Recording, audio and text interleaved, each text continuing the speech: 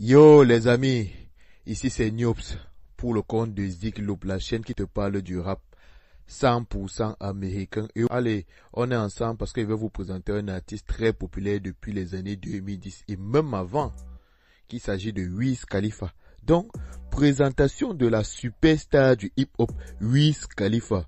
Mais je tiens à préciser les amis, je vais uniquement aborder l'aspect discographie de Wiz, sans rentrer dans les mixtapes qui sont vraiment l'un des points forts de Wiz Khalifa. Sinon, je ne finirai jamais cette vidéo parce que là, si on entre dans les mixtapes, vraiment, ça va devenir très long et ce n'est pas le but. Donc, je vais faire une vidéo vraiment consacrée au mixtape de Wiz Khalifa. Vous verrez à quel point il est très fort, cet artiste-là.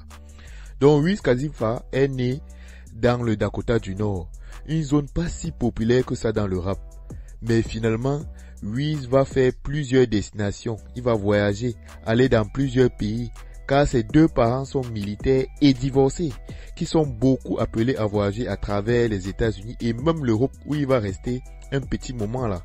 Donc, mais de façon permanente, il va aller s'installer à Pittsburgh avec sa mère vers les 11 ans par là. Vers 13 ans, Wiz Khalifa va commencer à écrire ses premiers textes et se faire une petite popularité au collège où on le sent un peu déjà comme un petit rappeur et tout ça, on le trouve déjà chaud, très fort, ambitieux et tout. Alors, on va lui donner le surnom de Wiz qui signifie sagesse en gros. Par la suite, il va rajouter Khalifa qui est le nom de son grand-père. Son oncle maternel, amateur de rap, va lui faire poser sur ses premiers instrus chez lui. Et dans la foulée, Wiz Khalifa va écouter les albums de Cam'ron, Snoop Dogg, qui vont beaucoup le marquer à tel point qu'ils seront jusqu'aujourd'hui des références de Wiz Khalifa en termes de dégaine, de flow, d'accoutrement et de fidélisation des frères de la route. Vous allez comprendre cette expression que j'ai un peu créée là. Fidélisation des frères de la route plus tard. Wiz Khalifa arrive à ses 16 ans et cherche à professionnaliser ses chansons, c'est normal.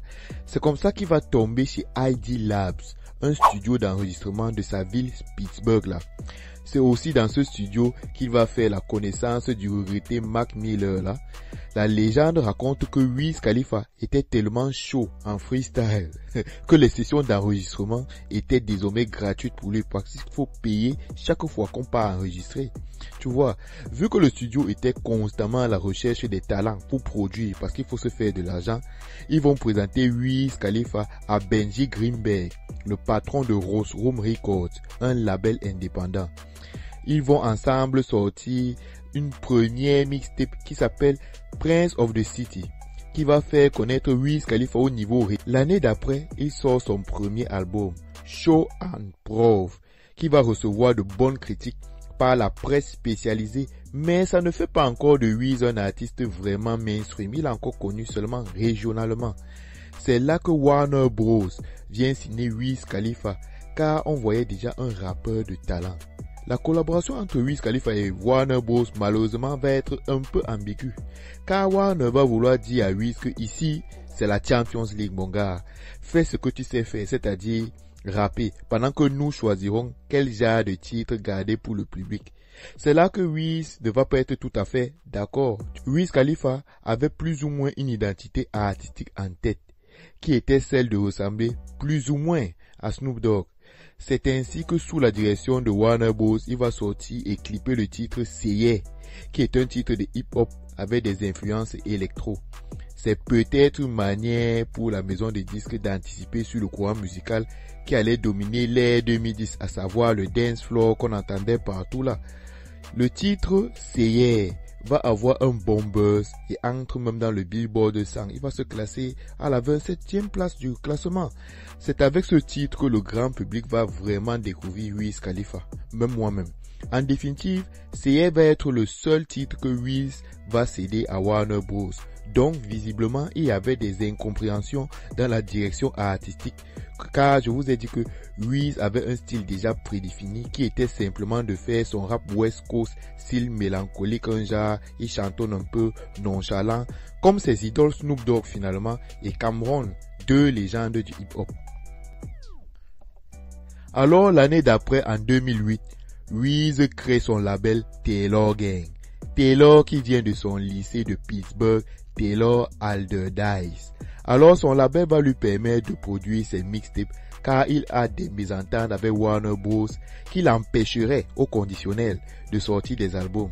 C'est la raison qui va amener Wiz Khalifa à produire plusieurs mixtapes officiels comme non officiels jusqu'en 2010 où il va sortir la mixtape Kush and OG. Tu vois un peu, avec des tatouages de partout et un style vestimentaire plus sophistiqué qu'avant.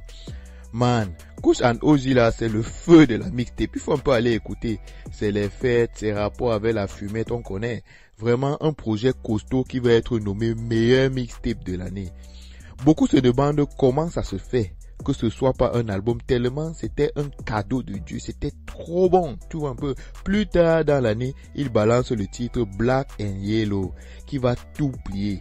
Désormais, les gens savent que Wiz Khalifa, gars, c'est l'un des meilleurs rappeurs de la nouvelle génération, si ce n'est même le meilleur. En plus qu'il vient de signer chez Atlantic, donc en gros. Black and Yellow, qui signifie jaune et noir, c'est en référence à l'équipe de football américain Pittsburgh Steelers, dont Wiz Khalifa est fan. Niveau communication, c'est fort car il va prester au EFL Championship et le titre va être premier partout dans tous les classements top rap, top R&B, top zouk même partout, mon frère. Le titre Black and Yellow est en fait un single de son album Rolling Papers qui va sortir en 2011. Voici alors le premier souci de Wiz. L'un des facteurs qui diminueront à jamais la crédibilité de Wiz Khalifa parce que les amateurs de rap qui aiment bien certaines choses dans les débats là, genre les vues, les ventes, les récompenses et plus tard même les streams aujourd'hui, c'est là que Wiz va se heurter à l'album My Beautiful Dark Twisted Fantasy de Kanye West dans toutes les cérémonies de récompenses, mon gars. C'est là où ça va un peu décrédibiliser un peu Wiz. Pour moi, My Beautiful Dark Twisted Fantasy, c'est un chef-d'œuvre. C'est trop puissant, d'une bonté vraiment rare, comme on n'en voit presque jamais, tous les 10 ans. Car pour moi, c'est même le meilleur album de Kanye West. Et c'est là que Wiz va perdre les points sur le côté des récompenses, même si l'album va faire près de 200 000 ventes en première semaine, ce qui est énorme. Surtout qu'à l'époque, ce n'était pas encore la période des streaming comme on voit là maintenant. Tout en rappelant que Wiz Khalifa va suivre sa ligne artistique telle qu'il la percevait au départ, avec son côté West Coast rap hardcore, parce que à l'époque, ce qui dominait les charts vraiment là, c'était les sons rap électro avec les Pitbull, Tayo Cruz, Florida et autres là. Donc Wiz Khalifa ne sait pas travestir. Point important ici parce que Rolling Papers ou presque tous les titres de l'album sont des hits. C'est Black and Yellow, Roll Up, No Sleep, Fly Solo, Wake Up Girl. Presque tous les sons sont des hits. C'est très rare de voir ça dans un album. De plus, Wiz Khalifa a la capacité de rapper hardcore et chantonner dans les refrains. Gars, il faut laisser tomber seulement. Hein. Qui peut faire ça? Il y en a combien de rappeurs qui peuvent le faire? Pas comme avec l'autotune aujourd'hui, hein, c'est différent. Dans tout ça, la même année, il y a le titre qu'il fait avec son mentor Snoop. Young, Wild and Free. La chanson est nommée au Grammy Award. La chanson met tout le monde d'accord, mais le titre ne gagne rien, gars. C'est ça qui est terrible. En 2012, il sort son troisième album, Onai FC. Only Nigga in First Class. Gars, tu comprends déjà. Lorsque je te parlais de fidélisation des frères de la haute, plus haut là, c'était précisément sur ce point-ci. Wiz Khalifa s'inspire de la carrière de Snoop Dogg qui consiste à travailler avec les membres de son équipe qu'il a connu depuis le début pour garder cette authenticité et cette cohérence qui a su le maintenir au sommet pendant des dizaines d'années, mon gars.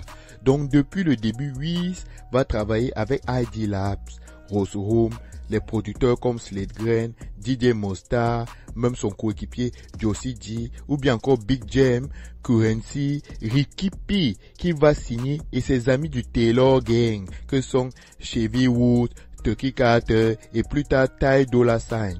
L'album Ona FC fait environ 160 000 ventes en première semaine, donc de très bonnes ventes, sans ignorer que c'était pas encore les streams comptabilisés comme actuellement, je précise.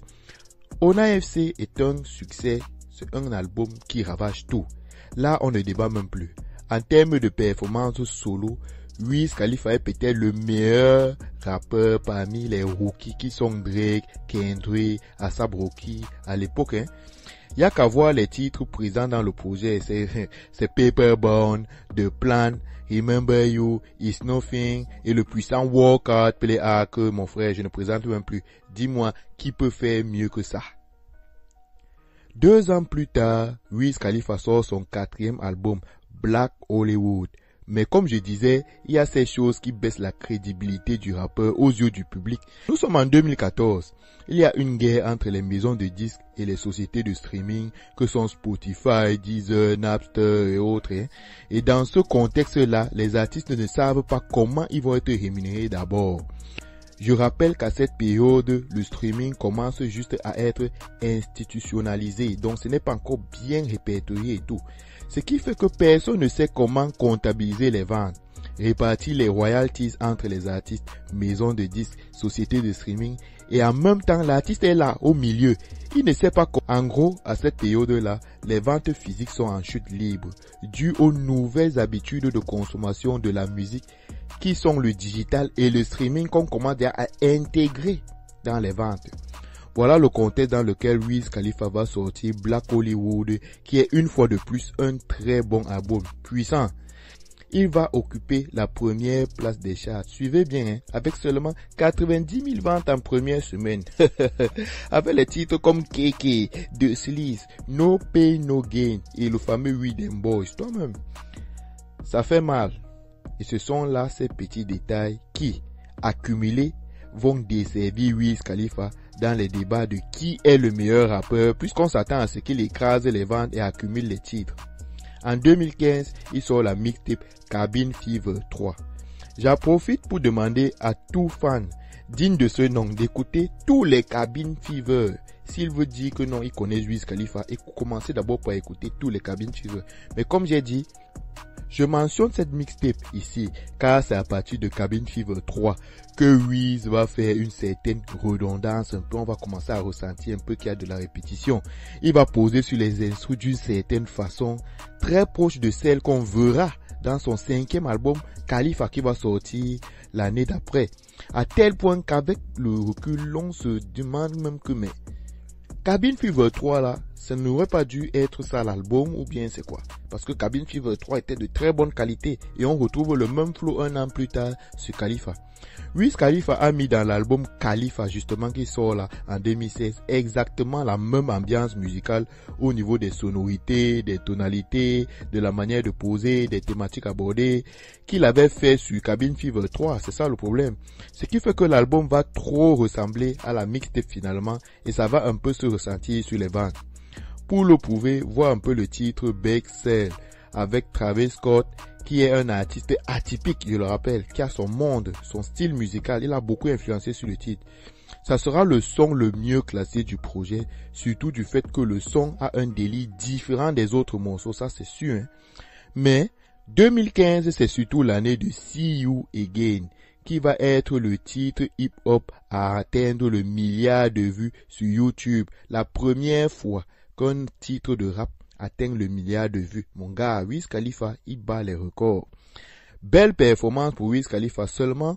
Où sont alors les récompenses? Voilà le problème. Il n'en aura pas. C'est ça le souci. Malgré toute la popularité du morceau, il n'aura aucun Grammy. Ni MTV Award. Même pas un BET Award, mon gars.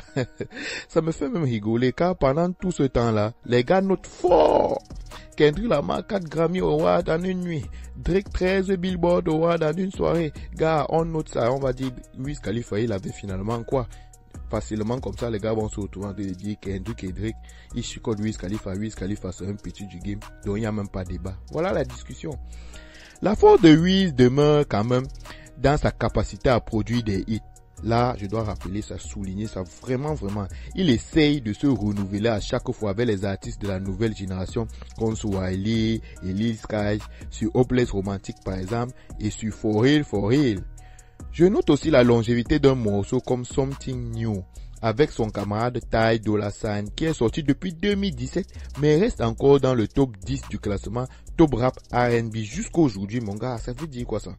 Cette capacité de se renouveler, ou plutôt de s'adapter là, il apprend chez Snoop Dogg qui a toujours su intégrer des univers musicaux différents à différentes époques. c'est déjà la fin de cette vidéo, mon gars. Que penses-tu de la carrière de Wiz Khalifa? Et surtout, où est-ce que tu classes Wiz Khalifa parmi les rappeurs? Dis-moi à quel niveau. Il est moyen, il est fort, il est très fort, il peut prétendre au titre de GOAT.